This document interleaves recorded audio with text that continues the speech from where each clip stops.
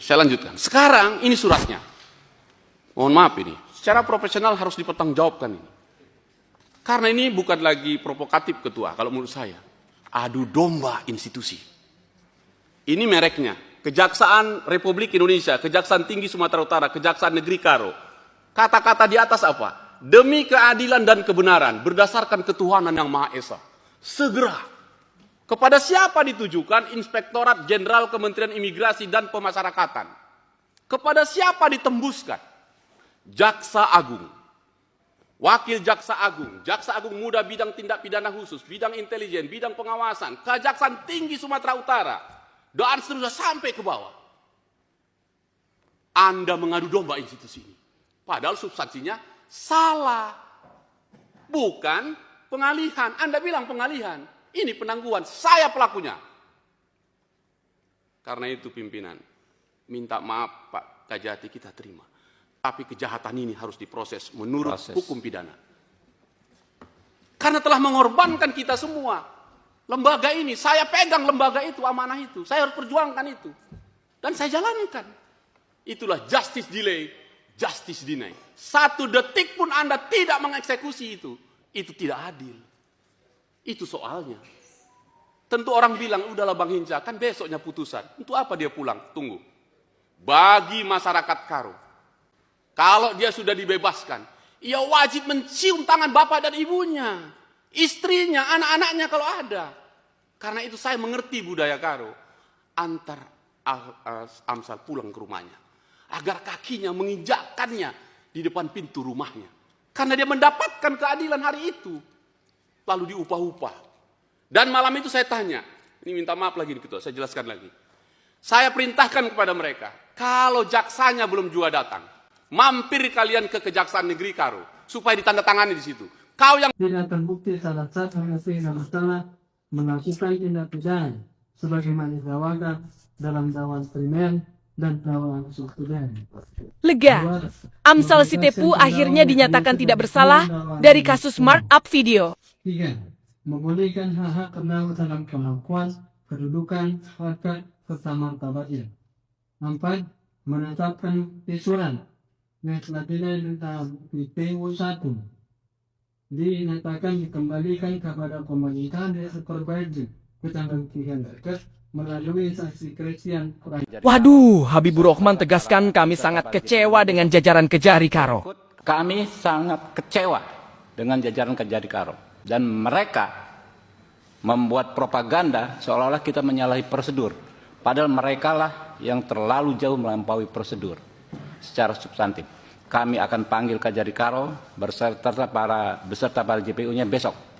Berikut kami juga akan mengundang Komisi Kejaksaan untuk melakukan evaluasi terhadap yang seperti ini. Kami sangat kecewa dengan jajaran Kejari Karo. Astaga, Habibur Rahman dari Komisi 3 DPR melihat ada perlawanan dari penegak hukum kotor. Penegak hukum kotor yang tidak merasa nyaman dengan aktivitas kami mendengar aspirasi rakyat dan menggelar RDPU.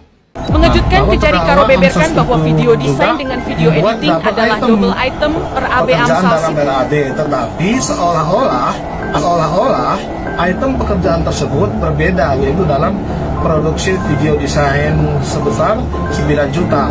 Dan terdakwa Amsal Sitepu kembali memasukkan pos anggaran editing ataupun cutting dan dubbing dengan masing-masing anggaran 1 juta.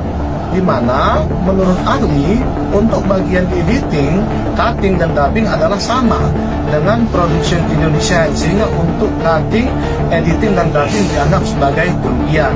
Astaga, Mahfud MD tegaskan kejaksaan ceroboh dalam kasus Amsal Sitepu. Salah. Kejaksaan itu ceroboh itu. Ceroboh.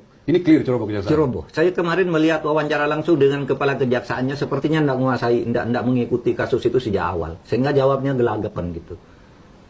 Itu sesuatu yang gimana ya, kasus yang sebenarnya dimulai dari perdata. Perdata harus ini ya. Iya, tidak ada penipuan. Iya. Kok tiba-tiba menjadi korupsi, dan pasal yang digunakan juga salah. Iya kan? Dikenakan pasal 3 Undang-Undang Tipikor, merugikan keuangan negara, memperkaya diri sendiri dengan cara melawan hukum.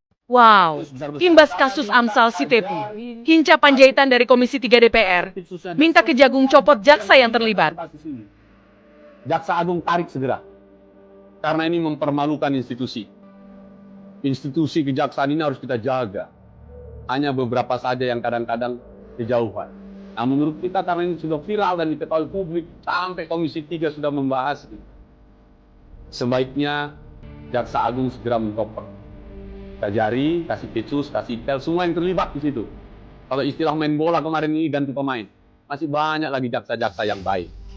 Menegangkan, Habibur Rahman semprot Ibu Kajari terkait surat yang provokatif. Surat yang sangat provokatif. Isinya, ya, bukan penangguhan penahanan, Pak Ali. Pengalihan jenis penahanan. Pengalihan penahanan tidak dapat dilaksanakan karena terdakwa sudah keluar. Kalau nggak salah begitu isinya. Lalu dipertontonkan juga surat tersebut disebarkan. Karena nggak mungkin tidak disebarkan kalau akhirnya tersebar. Kemana-mana tidak ada kolom tanda tangan, tidak ada tanda tangan si Pak Amsal. Lalu bunyi narasi, Komisi 3 intervensi. Lalu ada demo segala macam. Kita nggak nuduh, tapi dengan akal sehat, ya kan ya. Tertuduh pasti ke arah saja yang menggerakkan demo. Astaga, Kajari Karo akui salah ketikan pengalihan penahanan Amsal Sitepu di depan Komisi 3 DPR. Salah pimpinan. Salah yang ya. Siap salah. Surat yang kami buat perihalnya pemberitahuan penetapan pengalihan. Siap izin pengalihan, memang tulisannya salah pimpinan. Salah yang Bantu share Siap, agar salah. bisa jadi perbaikan Salah di kejaksaan sengaja ke depannya. atau Siap. Memang Salah. salah yang mengetik pimpinan. Ibu tanda tangan nggak cek. Kan ibu kan Kajari. Siap. Harusnya kan paham. Dua hal Siap, yang sangat pimpinan. berbeda. Wow, Komisi 3 DPR tegaskan Ibu Kajari Karo berpeluang kena pidana dalam kasus Amsal Sitepu. Kenapa? Di pasal 281 itu kami akan mendengarkan seperti apa tindakan, apakah administrasi atau etik atau pidana. Karena Ibu Kajari ini berpeluang juga mendapatkan sanksi pidana. Kenapa? Di pasal 281 itu. Menegangkan, Komisi 3 DPR tanyakan bantuan mobil dari Bupati ke Kejaksaan Karo. Memberi bantuan mobil kepada Kejaksaan Negeri Tanah Karo. Satu, tapi karena ini masuk harus Anda jawab ini Saudara Kajari. Apakah benar Bupati Karo memberi bantuan mobil kepada Kejaksaan Negeri Tanah Karo? Satu, Toyota Kijang Innova BK1094S dipakai Kajari. Nissan Grand Livina BK1089S dipakai Kejaksaan Negeri. Toyota Fortune BK1180S, Toyota Innova dan seterusnya. Apakah gara-gara itu sehingga hanya pelaku kreatif yang kalian kejar-kejar cari kesalahan? Penyelenggara negaranya